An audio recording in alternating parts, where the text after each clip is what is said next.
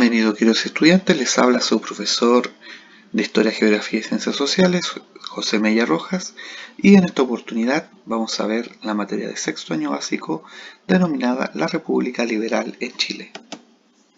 El objetivo de la guía de esta semana será identificar las principales características de la República Liberal en Chile, proceso desarrollado entre 1861 y 1891.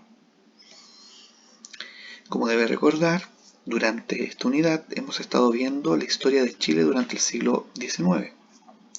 Primeramente viendo todo el proceso de independencia, para después, cuando ya hablamos de un Chile republicano, hemos hablado de un periodo de organización de la República o anarquía, un periodo de la República conservadora o autoritaria, y en esta vez nos tocará ver la República liberal y que también se conoce como expansión nacional.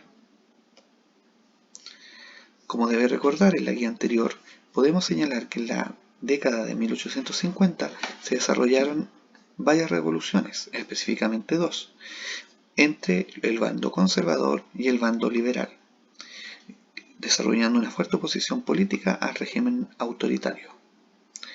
Y además, fuertes tensiones y pugnas entre el Estado y la Iglesia. Esto lleva a un declive de los gobiernos conservadores y un inicio de las administraciones de carácter liberal. ¿Cuáles fueron los principales cambios entre un periodo y otro? Por supuesto, entre que en la República Conservadora el bando el cual gobernaba era el Partido Conservador y que pasa a ser el Partido Liberal en la República del mismo nombre. En la República Conservadora existía un Estado más autoritario, como lo recuerdas, que eran los indicios de lo que había dejado la Constitución de 1833. En cambio, en la República Liberal se logra un equilibrio entre el poder ejecutivo y el poder legislativo. También va disminuyendo este poder del ejecutivo. Y la religión católica, que era la principal religión y la única que se podía practicar en la época conservadora, durante el periodo liberal se comienza a laicizar las instituciones públicas, cosa que veremos más adelante.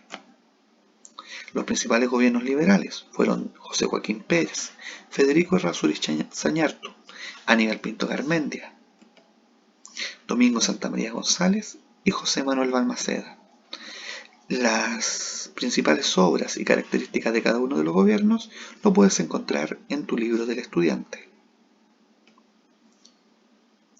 Durante el periodo liberal se desarrollaron varias reformas que fueron en contraposición de las normas que habían dejado los conservadores, especialmente en la Constitución de 1833. ¿En qué consistieron estas reformas? Vamos a ver. Por un lado, en el ámbito del poder ejecutivo, se elimina la reelección inmediata del presidente. Recuerda que en el periodo anterior los gobiernos duraban 10 años y se elimina esto y comienzan a durar 5 años. Por otro lado, en el poder legislativo ya no pueden ser elegidos como diputados los jueces, intendentes y gobernadores, que podían tener 2 cargos a la vez.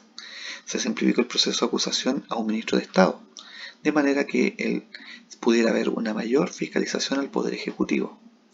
Se desarrollan también mayor cantidad de libertades individuales, como el derecho a reunirse, el derecho a asociarse, la libertad de enseñanza y de imprenta, y el derecho y el tiempo para poder obtener la ciudadanía. Y el sistema de sufragio, que vos lo recuerdas, solamente lo podían ejercer algunas personas con algunas capacidades, especialmente en lo que era la renta. Se otorgó derecho a hombres de 21 años que supieran leer y escribir, sin la necesidad de que tuvieran algún bien raíz o que tuvieran dinero.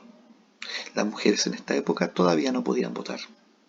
Aparte, se modificó la ley de elecciones para evitar los fraudes electorales. Otra cosa importante fue el desarrollo de las leyes laicas.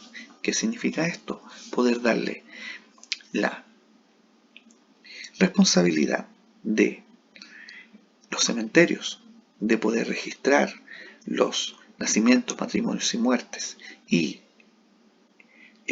poder que el Estado se hiciera cargo del matrimonio de por sí, para que esto fuera a través de instituciones regidas por el Estado y dejara de depender exclusivamente de la Iglesia, como por ejemplo la ley de cementerios laicos, la ley del registro civil y la ley del matrimonio civil. Este cuadro lo puedes ver con mayor atención en tu libro del estudiante. Otro de los elementos importantes de este periodo es que Chile comienza a expandirse territorialmente. Esto debido a varios factores. Dos de los más importantes fue, uno, la Guerra del Pacífico, que fue un conflicto que se desarrolló entre Chile contra Perú y Bolivia en el norte de nuestro país y que con la victoria de Chile permitió que nuestro país adquiriera gran parte de los territorios de la zona norte. Y por otro lado, la colonización de la zona sur. Por un lado, un proceso llamado pacificación de la Araucanía, el cual veremos en semanas posteriores, que significa la anexión de los territorios del sur de nuestro país al gobierno chileno y la colonización del extremo sur.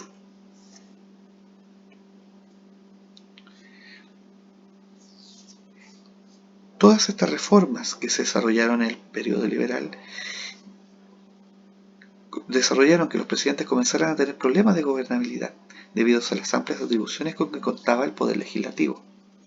En 1866 asume el gobierno el político liberal José Manuel Balmaceda, quien gana las elecciones con un ambicioso plan de gobierno, el cual encontró una fuerte oposición dentro del Congreso Nacional. Esta oposición entre el presidente Balmaceda y el Congreso lleva a que se desarrolle una guerra civil en el año 1891, que enfrenta por un lado al gobierno y por otro lado al Congreso, por quien tenía el poder político.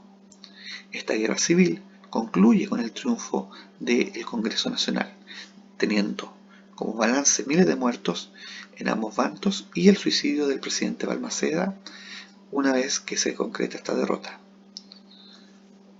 Si bien esta disputa se configura como un antecedente determinante del conflicto, no es la única existiendo otras tan relevantes como esta.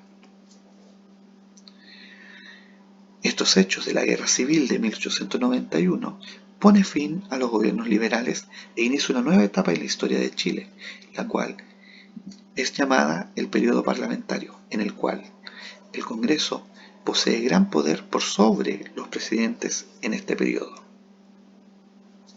Con toda esta información, ahora te invitamos a que puedas desarrollar su guía.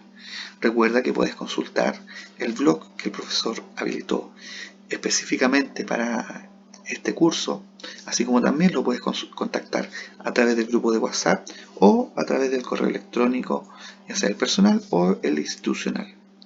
Esperamos que estés muy bien junto a tu familia y nos veremos en una próxima oportunidad. Hasta luego.